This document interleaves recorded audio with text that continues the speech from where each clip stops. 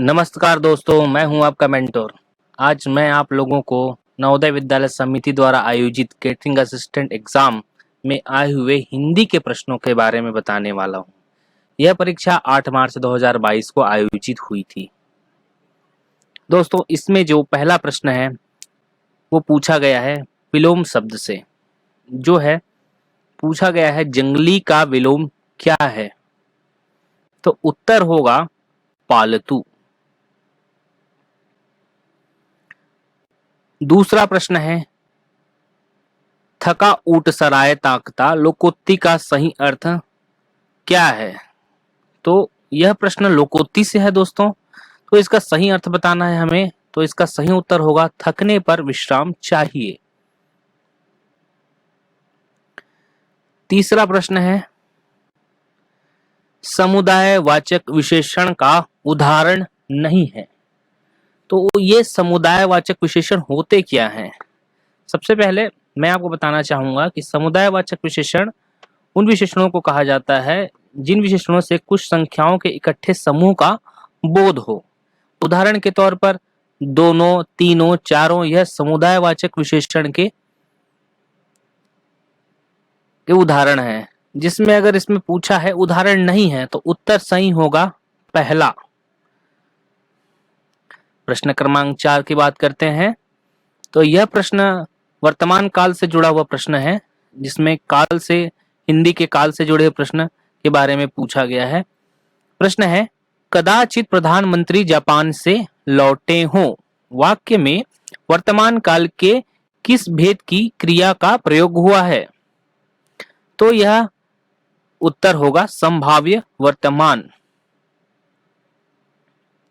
अगला जो प्रश्न है, पांचवा प्रश्न, वह व्यवधिकरण समुच्चय बोधक अवयव से जुड़ा हुआ है, जिसमें पूछा गया है कि कौन सा व्यवधिकरण समुच्चय बोधक अव्यय का भेद नहीं है। तो यह दोस्तों बताना चाहूंगा कि व्यवधिकरण समुच्चय बोधक अव्यय वो होते हैं जो मुख्य वाक्य से एक या अनेक आश्रित वाक्यों को जोड़ते हैं। एक उदाहरण देना चाहूंगा, राहुल तेज है किंतु उद्यमी नहीं। यहाँ किंतु व्यवधिकरण समुच्चय बोधक अव्यय है। तो यह भी बताना चाहूंगा कि व्यवधिकरण समुच्चय बोधक अव्यय के 4 भेद होते हैं। पहला है कारणवाचक, क्योंकि जो कि यह इस तरह के इसमें आते हैं उद्देश्यवाचक, संकेतवाचक, स्वरूपवाचक। तो इसमें जो उत्तर होगा वो है विरोध दर्शक है, वो भेद नहीं है। अगला प्रश्न है प्रश्न क्रमांक 6, वह सुरक्षा का पर्यायवाची नहीं है, अर्थात पर्यायवाची से भी प्रश्न आए हुए हैं इसमें। तो इसका उत्तर होगा तोष। प्रश्न क्रमांक 7 मुहावरे का प्रश्न है, जिसमें मुहावरे पूछा गया है चांदी काटना। इसका सही अर्थ बताना था। तो इसका सही अर्थ होगा खूब धन पैदा करना। प्रश्न क्रमांक 18 गद्यांश से जुड़ा हुआ प्रश्न है। इन गद्यांश को पढ़कर छात्रों को उत्तर देने थे।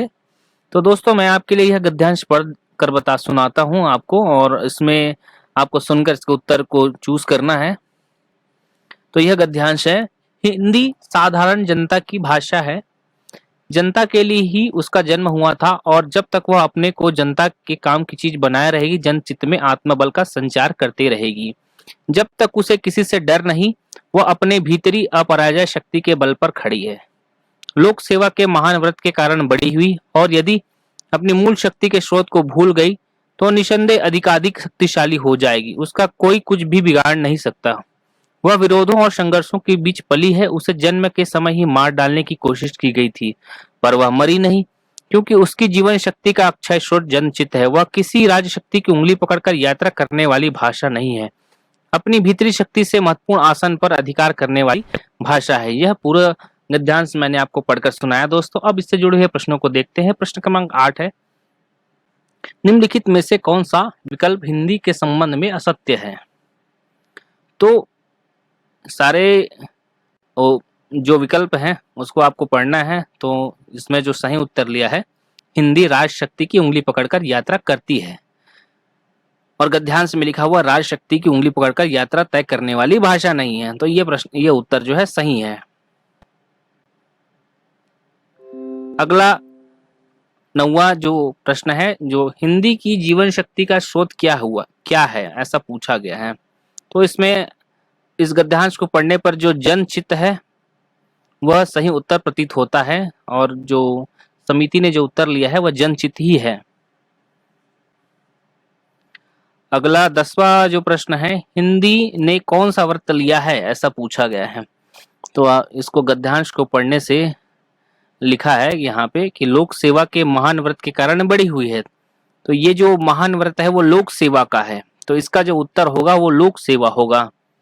हिंदी के 10 प्रश्न यहीं कंप्लीट होते हैं दोस्तों, जिसमें मैंने आपको बताया कि किस किस तरह के प्रश्न आते हैं। और इस वीडियो में बस इतना ही, हिंदी के बारे में जो बताया गया है बस इतना ही बताना है मुझे कि अगर यह वीडियो आपको अच्छा लगे तो प्लीज़ कमेंट करें, ताकि मैं आप सभी के लिए नए वीडियोस बनाता रहूं। धन्यवाद। और भी एक बात है कि अगर आपको कोई चीज़ पढ़ना हो नवोदय विद्यालय केटरिंग असिस्टेंट से संबंधित, तो please comment, like and share. धन्यवाद।